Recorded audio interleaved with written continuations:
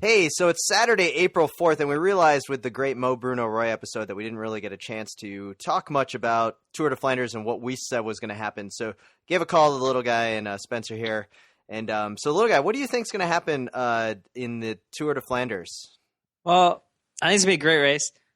I have a feeling that Terpster's probably going to light it up, start the first attack. Probably, I think he's going to try to go long. And I don't know. I think someone's probably going to jump in with him. I don't know what you guys think. He's been on fire. He has really been on fire. Yeah. He's But, been so looking I'm thinking Terpster going long. Probably a chase group of about 10 guys behind. I don't know. What do you guys think? Yeah. Well, I'll jump in. I think that the one of the big movers and shakers this week will definitely be Greipel. He's he's the German Jew. He's like the hill climb champion they always talk about on Inner Ring, and then also Phil and Paul. I think Greipel's really going to put down some hammers, drop some hammers. He's going to need a new tool belt on some of those climbs. I think he's really going to drop some people. So I would look for Greipel to really animate the race. Absolutely. So how about you, Spencer? Absolutely. Well, I think it's the year of the sleeper. I think we'll get a sneaky guy in the move. Some of the big teams like Sky, I think they'll miss out despite all their preparation. But I bet I can see that. I bet a dark horse like Pippo Pizzato will be up there in the move, and I think we're going to look for him to pull some fireworks. Yeah. Well, I was kind of envisioning, yeah. Well, I was thinking Terpster's probably going to light it up. Christoph's probably going to go with. Oh yeah, he'll be pretty there. great. Without Boonen and without Cancellara, who else is going to be there? Is he really even an underdog? It, I mean, he's Norwegian, so man, it could be Christoph. I'd say he's an underdog. I can't see him winning. You think Christoph can go up the climb with Terpstra though when he attacks? I think he's going to be able to. Yeah, no problem. And then I can see him winning though because I think Pippo. I think it's going to be Pippo in the sprint. That's my thought. Pippo in the sprint. I don't know about you guys. Yeah. All right. Yeah. Well, we'll see it. Yeah. Well, let's talk on Monday after the race. You're listening to the Slow Ride Podcast.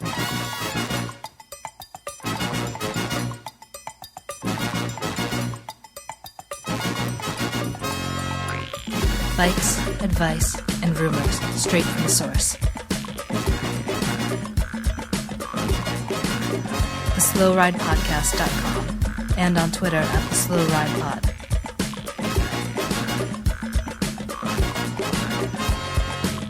Enjoy the ride.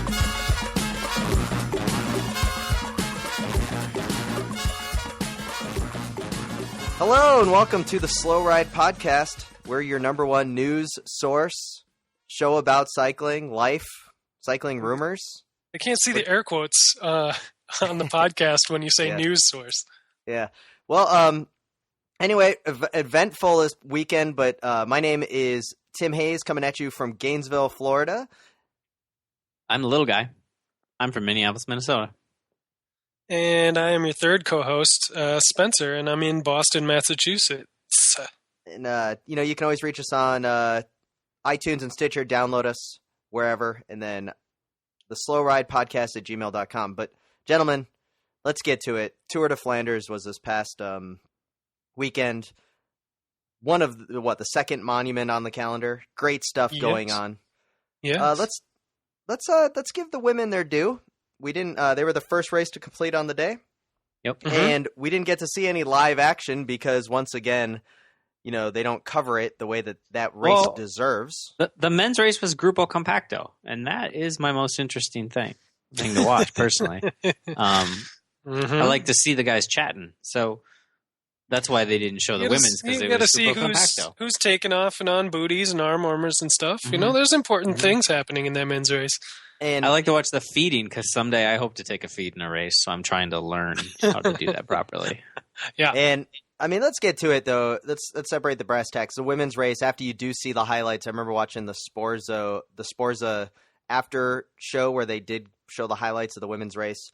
Solo attack from 30K out from Elisa Borghini Beastly. of Wiggle, the Wiggle Honda team, and a huge win for her. And I mean, overall, it looked like a great race. When I've seen the recap that the UCI does, which is actually a really good recap, you got to see some awesome racing, and you can see that these women can put down like nobody's business on those big climbs. Wasn't Wiggle went one too, right? Shades of old Quick Step. Yeah, they did go 1-2, and then you had Rabobank coming in third place. I love that they still exist. Rabobank, in some form, like they disappeared from the men's, but they still exist in the women's. I'm just glad they still exist, so we can still, and that the women's Rabobank does all the things the men's Rabobank could never do, like win and get on podiums and have like successful tactics. Yeah. The men's Rabobank never did any of that. They made it seem really hard, though. They made it seem like it was completely impossible. And then the women's Rabobank team is just like, well, I don't see the problem. I mean, we're just going to win everything, pretty much. Yeah. Well, they have the best women in the world on that team. You know, they have the world champion. They have that's Marianne not true. Vos. Well, the men's Rabobank team did have a few good riders here and there. They had a world champion, too. I really don't want to take away from the women's race where we could talk about Michael Bugard's teeth and other great features of the Rabobank team. But, you know, what I learned, and I learned from Mo Bruno Roy last week, is to really pay attention to the women's racing. And I'm happy I did. I sought out the racing highlights. Really cool stuff. The attack at the end in that women's race was pretty special. The after-race interview that she gave when she was talking to a teammate who was sick and couldn't take the start line about winning was very exciting. She was like in full tears. The Wiggle Honda team put out a really cool photo tweet from inside the team car of her crossing the finish line, so you can see from like her angle, and it just looked really cool. And it was just one of these things that hopefully we could see more of. And as Mo Bruno Roy, she put out her 16th place pick, and we'd like to thank Cxhairs for coming on board to sponsor the 16th place contest. And we actually had 2 individuals hit it right on the spot. Unfortunately, I don't have the names for either of these individuals, so can't really give them a shout out that they deserve. But Lucinda Brand taking 16th place. I think that's pretty much it. Let's move on. I know the names. I know the names if you want me to pull them up. Really? Yeah. What are their names? One of them's a rando, Dan Kirkstrand. He picked Dan. right. Dan Kirkstrand, I'd like to thank you for winning the 16th place competition. That was. But awesome. more importantly, somebody else nailed it. Somebody did their research, knows their stuff, and killed it. Slayed it. Who was that? Some guy rolling dice. That was Magic me. I'm sorry, Spencer. You're cutting out. I can't hear you. Amongst the three of us. Little guy, I'm driving through a tunnel. I'm driving through a tunnel. I can't hear him. I don't know. You guys act like we didn't do a Velo Games League for the Giro, for the Vuelta, and for the Tour last year that I dominated you guys in. So that's only because I don't pick sprinters. So Spencer, you picked the 16th place. Congratulations, but there's a small print that you do not get to win prizes from Cxhairs. So, gentlemen, the 16th place competition in the men's race actually came down to a field sprint at the very end, and Andre Greipel takes the field sprint, so he took 15th place, meaning that the 16th place contest goes to Marcus Berghardt of BMC Racing, and our friend Jay Taylor Jones takes the win and the Trek Factory Racing prize pack. Very nice. Congrats, and that was by far the most important thing to happen at Tour de Flanders was Marcus Berghardt taking 16th place for Taylor, and so Taylor gets a Trek Factory Racing jersey. He gets a musette bag and a hat. That was a really cool prize pack to win, man. That was a good one. Thanks to Trek Factory Racing for that. Not a lot of times do professional cycling teams have enough resources to sponsor anything outside of their own team. So, we appreciate it. I did like that Gregory Rast of Trek Factory Racing, one of the most popular picks, even gave a shout out to Marcus Berghardt for winning 16th place. So acknowledging the importance of that, and as someone said, Michael Toth, a listener of ours, tweeted, he said, all that matters in the Tour de Flanders is first, second, third, and 16th place. And congratulations to Marcus Berghardt for doing that. That is true. Yeah. So last time I talked to you guys was on Saturday when we gave our race predictions for Tour de Flanders, and we actually kind of hit it spot on. Sky we were pretty close. Sky did pretty well. Yeah, we kind of screwed that Pipo thing, though. He wasn't quite as close to the sprint as we thought. He didn't do too bad. He was like 12th or something. He was 12th, yeah. So that's, I mean, he was in the second large group that finished there. So, yeah. I was stoked you that know, Greipel came through. That was fantastic to see Greipel going up the climbs.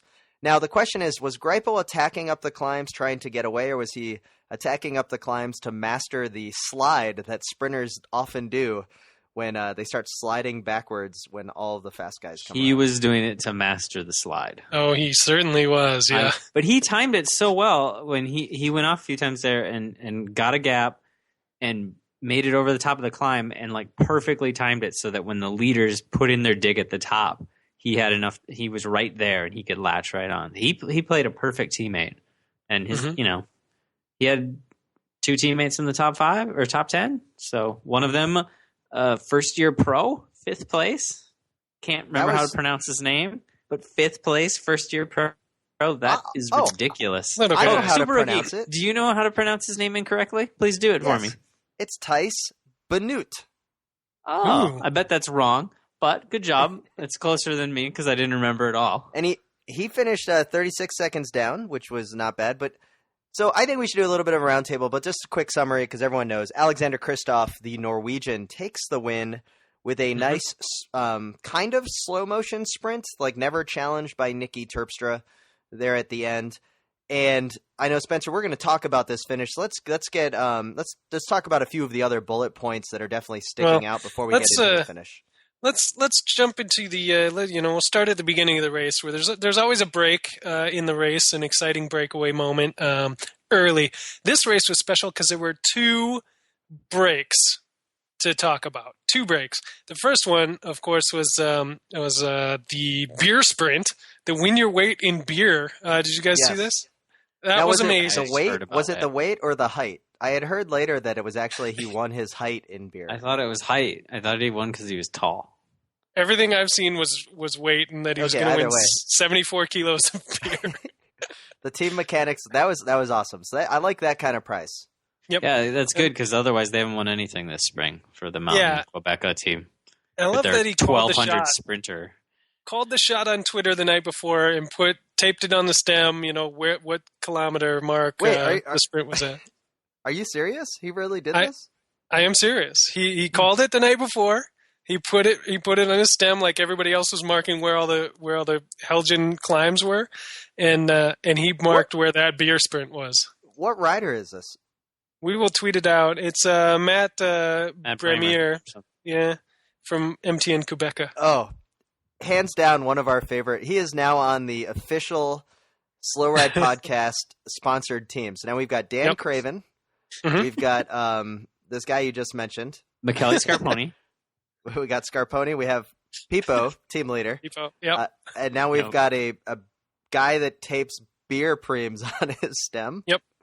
Our team's not going to win anything. No. Edward Thunes, like he had a sighting. Like he showed up at Tour de Flanders. And Greg Rast. He did. He ended pretty far down. Thunes must have blown up pretty good. He finished. No, well, he was there. Okay, so Spencer, anyways, they're in the break. He wins his beer. Yeah, so that was amazing. Called the shot, won the beer. His team is stoked. Good for him. That was the first of 2 exciting breaks in Flanders. The other break was, sadly, Jesse Sargent's collarbone when he got hit by a Shimano neutral support car when the breakaway was 4 minutes up the road. Yeah. Why exactly is the neutral support car trying to get around them so badly when there's a 4-minute gap that he knocked someone off their bike?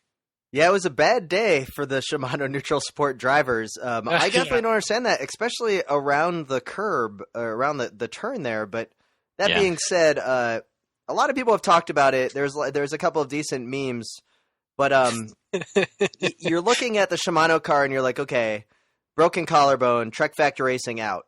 Definitely some bad PR there. But when you think it could only get worse, it does for the Shimano neutral support. When they rear end Mark Mattiot's FDJ car when they're pulling over to take care of Chavanel's flat tire. Now, I haven't seen a car with that kind of rear end damage since Spencer took the Saturn wagon into the feed zone at the Nature Valley Grand Prix a few years ago. and really damaged the rear bumper with the successful living van. Oh, Spencer probably shouldn't be throwing any shade then at these neutral service cars. Spencer should not be throwing any shade because he's actually done the same exact thing that the Shimano car did. There's some major differences between that story and the Shimano story. One, my incident, the car was parked and the van backed into it. And the other important part is that it was Tim's car, so who cares? That's true. It was going to blow up soon anyway. I will say this. I'm surprised that there aren't more accidents like this. I know that every now and then you see a race where like there'll be a single photo that will be on Cycling News like, oh, another accident in the caravan. But that caravan is complete chaos. And it was almost remember the World Championships a few years ago when like the Dutch team like rolled the car into the ditch or something? Remember, didn't the Belkin car run over Contador's bike last year too? Like, I mean, there's all types of. Now, I think there's more than we hear about. Plenty of guys have gone through the back windshields too. Yeah, and they always call it a windscreen, which I'm always confused whenever you read that on Cycling News. But so you guys are the first time I will say 100% Shimano neutral support driver's fault. The second time, it did seem like the FDJ car kind of stopped suddenly in front of the Shimano car there, from what I've seen. But still, you think maybe there's a lot of a couple. Though. I mean, man, chaos! I couldn't believe it. It was awesome. I just can't believe it got caught on tape. You know, like that they had one and that they had another wasn't surprising. Just that, like, I'm sure there's all kinds of little fender benders, but that one got, caught on the live feed just makes them look bad. Oh, it was a brutal crash, too. A couple of other things that I really like about this race is obviously the amount of fans on the side of the road. All of the climbs, it's like a shark's mouth with all the climbs that are constantly going, the cobbles. Lots of cool stuff. Sty bars with some big climbs and then some like long straightaways between the climbs. Yes. And then I like the cyclocross action going up the climbs if they slip off or if they fall off or they can't get their gears right. Sky team with their fancy bikes. We got to see a Bradley Wiggins bike throw. Not as good as Jack Bowers. He does throw bikes decent one. And then Little Guy, who could have predicted their bikes wouldn't work? Little Guy, who was the with the suspension? Mm-hmm. One of these days, someone will win on a suspension road bike. It has to happen at some point, right? Well, hey, like, did when Duclos Lazal won? Did he win with a front suspension in like 90 or 91? I think he might have one of those years. I'm asking you guys. Why am I even asking you guys? You guys won't know. Hey, Tim, do you know who I'm talking about? I have no clue who you're talking about. I haven't been to a bike swap lately. Yeah, all right. That's what I thought. Anyway, I'll look that up separately. I do want to say... LaSalle. At least I've heard of him. Won the race one year. Another thing that stuck out to me, guys, was Sepp Van Mark once again missing the break, once again missing the move, and trying as hard as he could to make it, and it was so painful to watch, and he never made it. Yeah, it was sad. He had he was a pretty big favorite, but he had a bad one. But he had a bad race a couple years ago, and then he bounced back and put in a good show at Roubaix. So I'm looking forward to. He's going to come back strong. I'm not doubting that. He's a strong guy. So overall, between the Belgian teams, Newsflash. What's up? I just looked it up. Duclos Lazal did win with the suspension fork in 1992. So suspension has won the race. Oh, so there you go. So it's everything old is new again. Okay.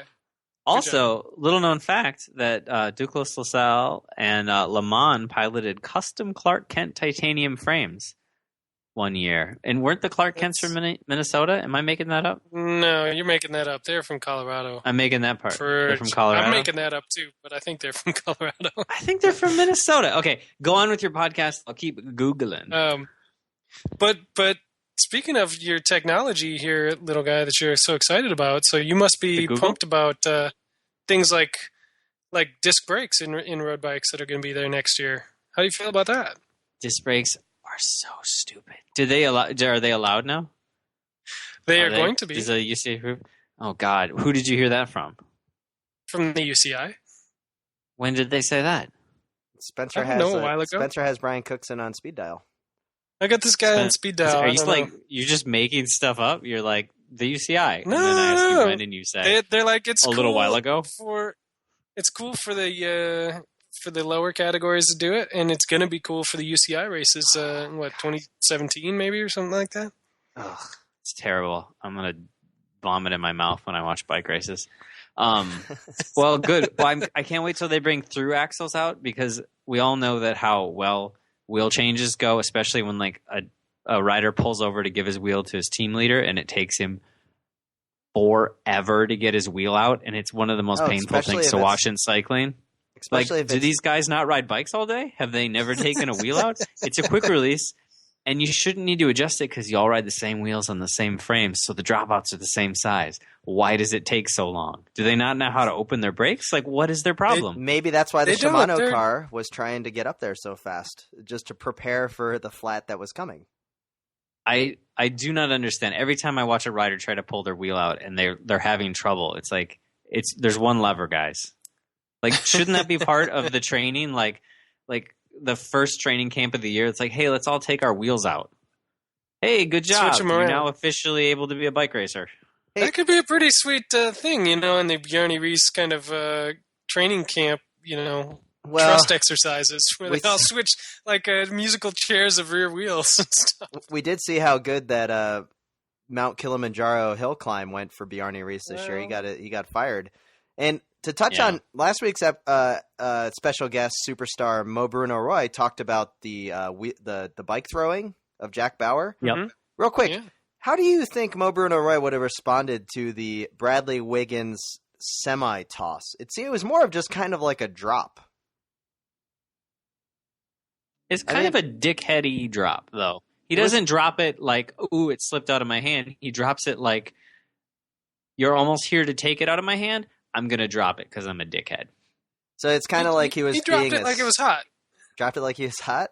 I was thinking which it wasn't. It was broken. It was definitely a very gentlemanly British thing to do. Like, ooh, I'm a sir. Therefore, I'm going to drop this. Now get me my, let's go fox hunting. Like, it seemed like a very, like, Downton Abbey thing to do.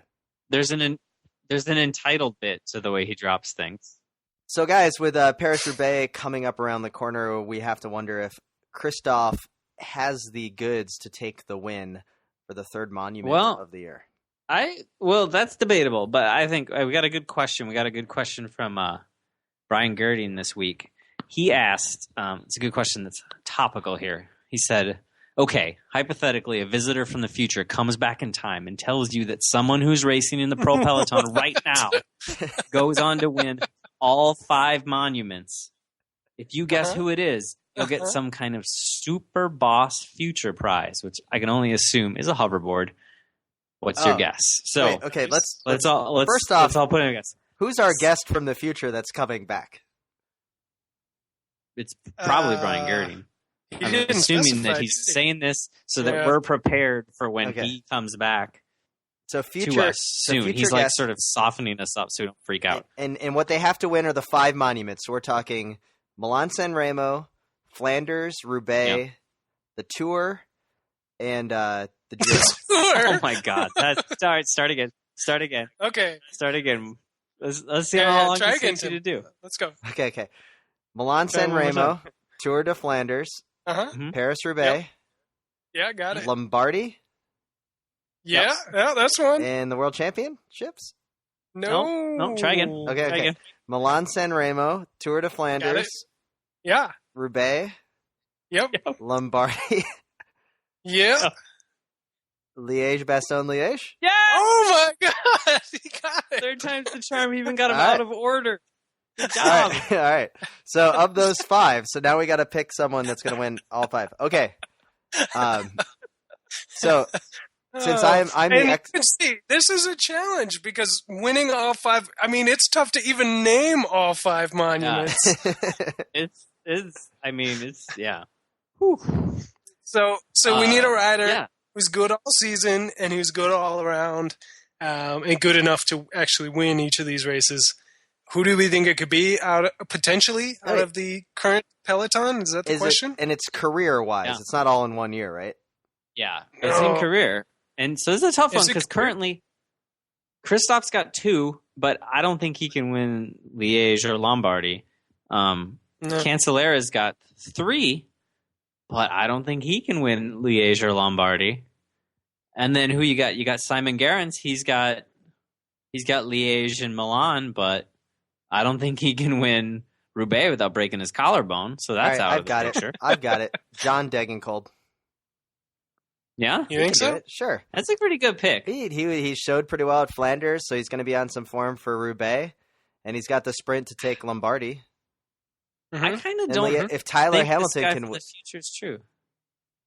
I don't think that anyone can win all 5. I just kind of don't believe it's possible. I kind of think the Giro Tour double is more possible. No, I think all 5 is possible. And I'll tell you who it is, despite his lackluster performance this year. Wait, let me guess. Stein de Volder? Pipo? Azzato? No. Okay. Come on. It's going to be Peter Sagan. It's going to be Sagan. He can do it. He can do all those things. He can climb with those punchy climber guys. Yeah. He can sprint with the sprinters. He can roll off the front in Roubaix in a small group. And he is the total package. He's not on fire this year. It won't happen this year. Well, he'll get a new doctor, so everything will be fine. Yeah. I don't know. Think back all the time we've watched cycling, there's always been a rider who's won like 2 or 3 of the monuments who will profess in an interview that they really want to win all 5. Like Bettini was all into winning all of them, and they started putting him in Flanders because he wanted to, but he couldn't pull that off. I just don't. I think it's a pretty big ask. I don't even know who the last rider who did it. Maybe Sean Kelly, last rider who pulled it off. Did he pull it off? He may have. He probably did. I'm not sure. Well, little guy, you're the Google machine. Why don't you get on the Google? You get on the Google. Give us the news desk update. But I like that question. And anybody that wants to ask us similar questions for our expert opinions, like Brian Girding did, you can just email us at the slowridepodcast@gmail.com. You can also tweet us at the slowridepod. So while little guy is looking up all that important info on the last person to win 5 the 5 monuments, Spencer, did we get any good tweets this week besides all of that awesome hashtag glory of 16th place?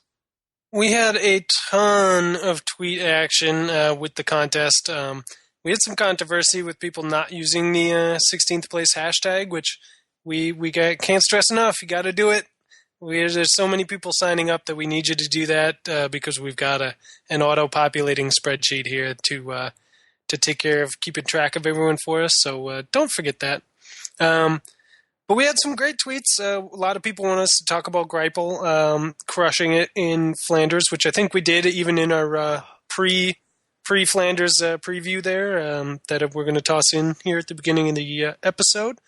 A lot of people wanting to know our opinions on Christoph here, which I think we'll get to as well. Tweets from Ryan Gabriel. What do you think of Christoph? Like, what are they asking about Christoph? Well, at Ryan Gabriel wants to know.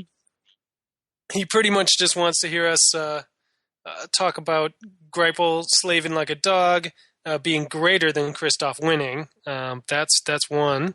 I'm gonna say we also had. We also have. Greipel was good, but it was not better than the best sprinter in the race, bridging across to a move 30K out. That takes balls. He could have sat in and won the race. Can we also talk? You know what, guys? We need to talk about this. We need to talk about this finish. No, Spencer, stop.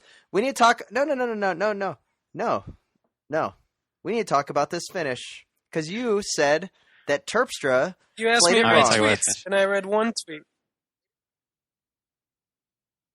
Are we going to have a fight here before everybody? Yes. You said Terpstra messed it up. I said Terpstra played it correctly, just didn't have the legs. Because Christoph was better. No, he didn't. How was he going to do anything different? He didn't have the legs to do anything different.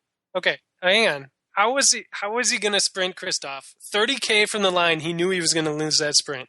Yeah, so he tried. Yeah, and he had to go on the climb, and he didn't have the legs. Couldn't do it. That's all he could hope for. He could have went from 5K. He could have went from 4K. He could have went from 3K. He could have went from 2.5K. He didn't have the legs to The do only any of place that. he couldn't go was 500 meters. Let's say let's say he goes from 3K, 2.5K, 1K. He goes, Christoph rides across to him, pats him on the back, rides past him, then he gets caught by Greg Van Avermaet and Sagan, and he's 4th place, and then Patrick Lafarge, or whatever the hell his name is, kills him. No, because the Belgian people will love him. No. See, and they will protect him. No, they'll love Greg Van Avermaet because Greg Van Avermaet will be 2nd, and he's Belgian. But they will not love Nicky Terpstra. They're mad at Nicky Terpstra no matter what. What did Van Avermaet do? He dropped Sagan with about 2.5K to go, like he should have, knowing he would lose that sprint. No, he dropped Sagan with like 600 meters left, and then Terpstra had balls of steel to sit on his Christoph's wheel like that, forcing Christoph to keep looking around, and that gap getting smaller and smaller. I like what Terpstra did. I thought that Terpstra, the way he smoothly missed pulls, he played it as well as he could have. He just didn't have the legs. He tried attacking on the climb. Christoph covered, and he said, "You know what? I'm going to try like hell, but I might just get 2nd." And at least he got 2nd and didn't get 5th. Because if he got 2nd, you know what? He would have had to, go. If he got 4th, he might as well have gotten 16th place. Anyway. Yeah, we all know that 16th place is better Spencer, than 2nd. Just to go, if you go clear at 30K out in any race, and you look behind you, and you're like, oh, sweet, I got a gap. I got 30 seconds. And you look behind you, and Christoph is on your wheel, and you don't just sit up, that takes guts right there. Like, just to even persist with that move was pretty gutsy, because you've pretty much lost. You've got a 99.9% chance that you've lost the race. There's a pretty good chance there for a moment that Stybar was going to come across. So he was going to keep that move going, thinking that they were going to have 2 to work over Christoph. And it didn't happen. Stybar got brought back, but I think that's why that move kept going initially. And now once you're 20K to go, well, I got a pretty good chance I could shake this guy before the end, but he needed to make attacks. He needed to be Chavanel. He needed to channel his inner Chavanel, and he just didn't. He didn't have the legs. Otherwise, he would have gone on the last climb. He would have. All right, let's. So, Spencer, any other important tweets that we got besides you being wrong? Else. Okay. Wait. No, we had a ton of... Newsflash: Jesus. Sean Kelly never won the Tour of Flanders. He never I won didn't the think Tour so. of Flanders. That was the one I wasn't sure on. I don't know who the last five monument winner is. Probably Eddie Merckx, because let's just say it's Eddie Merckx. Because that's the easiest thing, and everybody will just believe us. It was Eddie Merckx. He's the cannibal. Oh my god. Yeah. Make t-shirts. Cool stuff. Next Sunday is Paris Roubaix. So Paris Roubaix, the most overrated of them all. Everybody knows Paris Roubaix is the number one race that there is. As much as anyone tries to deny it, when that race happens, it's always the best. It's fantastic. It is. You know what's fantastic is watching George Hincapie crash every. That was fantastic. I'll give you that. But watching, I can't think of the name of the movie, so this isn't Sunday working very in well. Hell. Spencer, take it away. Sunday in Hell. Sunday in Hell. Just watching that opening scene and watching that mechanic clean Moser's bike, that is beautiful. And I will be doing that some point in the next week just to get pumped, because nothing can make me more excited than watching that Bonotto get cleaned. You still have my copy of that, huh? Yeah, I do. So no, it's my copy. Paris-Roubaix. You gave me a copy of your copy. Thanks, World Cycling Productions. Okay. It's an unmarked copy. Paris-Roubaix coming soon. I'm just going to go out and say it. Alexander Kristoff is going to win. Oof. He's just looking too good. 16th place will be Sir Bradley Wiggins. So those are my picks. What do you guys have going on for Paris-Roubaix this week? Yeah, Spencer, you go first. I will go ahead then. I think this is John Degenkolb's time to shine. He has been close in San Remo. I don't think he cared too much about Flanders. He was playing it easy. He was to be fresh, to be ready for Roubaix, which is the main goal for April for him. I think he's got the smarts to do it tactically. He's got the form, and he's going to be there. Who do you got for 16th place? 16th place? 16th place is Pipo Posado.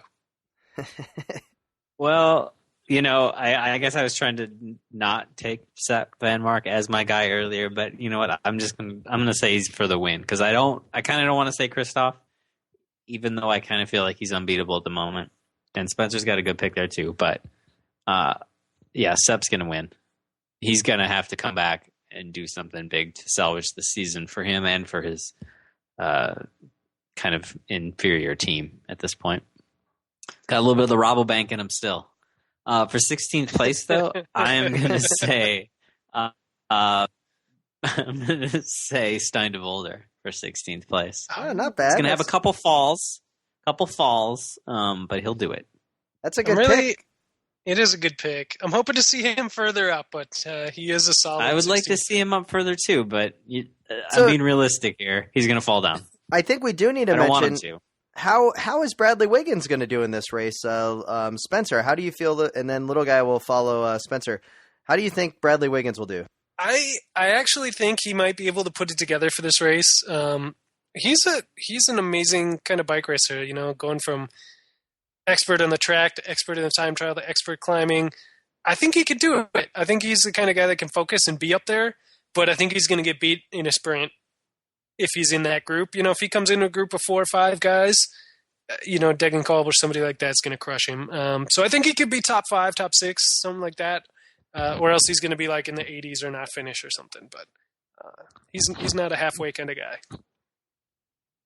Well, Timmy, who you got? Let's hear it. Who's your AG2R pick? Did you already say your pick? I already said my pick, and I said it was Christoph, and I said Bradley Wiggins was going to get 16th. But who do you have, Little Guy? Edit this out. I'm not editing anything. I'm doing the Googling. I'm trying to look up the monuments. Exactly what people tune in for. This professionality. I was expecting Tim to pick like Van Sumeren or Turgot or somebody. Nah. Tour of Flanders or like a Roubaix flash in the pan, because that's AG2R is stacked with Flanders flash in the pan riders. So that's what I expected. But anyway, you guys want your 5 monument update? Yes. Courtesy of the good people at Wikipedia. Yes. Sure. Okay. Only 3 people have won all 5 monuments. Merckx, De Vlaeminck, and Rick Van Looy. Oh. Should have known that. Sean Kelly won everything except Flanders. He finished second in Flanders on that's 3 occasions. 3 occasions. 84, 86, 87. Wait. Kuiper? Tree occasions. 3 occasions. Kuiper won everything except Liège, in which he got second in 1980. Roubaix won everything but Liège. And then Fred De Bruyne, who I don't know, but he's from the 50s, he won everything except he got second in Lombardy. And then some Jermaine Dursey, I don't know when he's from, he won everything except Lombardy. So a lot of guys came ridiculously close, winning everything and then finishing second in one race that they couldn't quite pull off. So that's pretty ridiculous. That's got to be kind of heartbreaking, especially for Kelly. 3 times the bridesmaid in Flanders. He was so close to joining like the most illustrious club in cycling. Yeah, couldn't quite do it. It's a real kick in the saddlebags, that one. Jesus. Yeah. So that's why I think no one's going to do it ever. Yeah. Kick in the saddlebags. Thanks for that, Spencer. Yeah, you're welcome. So we got Paris-Roubaix. We did want to mention that the 16th place contest, again, please use your hashtag because it auto-populates our spreadsheet. This week, it's sponsored by a new design company, new clothing company, Icksnay, at Ixnay, Icksnay. They have these sweet cat buffs. If you're into cat camo, you can get some cat camo neck buffs, which sold out on the first day. It just went live today, but cool stuff over at Ixnayshop.com. So I'd like to thank them for sponsoring. And then, I think we've also got a little bit of some Buckler skincare products that we can also toss in there if we have multiple winners. And then we'd like to thank Trek Factory Racing for sponsoring last up. Good stuff coming up for Paris-Roubaix right around the corner. Fantastic. So, gentlemen. I would say one thing. Did you guys see that Peter Stetina broke a kneecap and a whole bunch of crap today? Did you see how? It was a big crash. Yeah, all the riders ran into a bunch of poles. It seemed like some classic Minnesota amateur racing course setup. So for once, I agree with TJ. TJ was saying that the finish was unsafe and it was the organizer's fault. And for once, I completely agree with TJ Van Garderen. Well, it's because TJ's the voice of reason. He's the voice of reason when the voice of reason is talking about something being dangerous. 50% of the time, he's going to be right, maybe. Yeah. So we do have a comment here on the Facebook page that we should probably address. From one of our many millions of listeners, Alex Hutchinson's wrote a question on our page here regarding the last episode. Said he was listening to the Mo Bruno Roy interview and he's noticing a trend. He thinks there's a big difference between men's pro racers and women's pro racers. That women seem to take into account other things outside of bike racing when deciding what they want to do with their life, whereas dudes maybe only seem to think about bike racing and that's it. They don't care about friends or relationships or family or anything else. I'm paraphrasing here, but you get the point. Yeah. He says, it seems to me that women are down to earth and thus more relatable. Perhaps this means they could be better ambassadors for the sport. Love to hear your thoughts. I think that's pretty true. They probably are more down to earth. They're definitely better ambassadors to the sport. Because I think that Mo Bruno Roy proved her, just her experience and knowledge of being media savvy in the way that she approached the throwing of the bikes question. But I will say that Meyerson was a great guest and he's fairly down to earth, pretty go get 'em kind of guy. That's also pretty normal. I mean, it doesn't seem like he has any issues being a good ambassador, but definitely that younger dude aspect is there among the young pro men that feel that they're everything and that they deserve everything. That can be very frustrating to deal with. It can be. I think we talked about before. There's probably more women with, other degrees and have gone to school, gotten graduate degrees or postgraduate degrees that are professional cyclists than men who are just have high school educations, So there's definitely another life that more women at least are planning for or pursuing with cycling than men. Because every time you hear about a pro rider who's going to college, Tim knows his name. He finished 5th on the Tour of Flanders. They made a special deal about the fact that he was, currently in college, getting a degree. Tim's looking it up right now so he can pronounce it. But Tees, but Newt. But that was a special. I had to add that in the byline. It's above and beyond that somebody was getting a degree. Yeah. Whereas with the women, it seems almost to be a default. Oh, she won this race, and of course she has a master's degree. In physics or something difficult. But how much of that has to do with that women aren't even treated fairly when it comes to the price, the payouts and everything? I think that has probably a lot to do with it. I would think there's probably a lot to do with it. Well, I mean, if you're going to go into being a professional women's bike racer, you have to have something to fall back on, where a lot of these guys think well, I'm going to do this. I'm going to make a bunch of money. and then I'll be a commentator on Eurosport. Or I'll drive the neutral sport car for Shimano. Yeah, or if you're Gianni Bugno, you'll fly a helicopter and be really cool. Well, cool.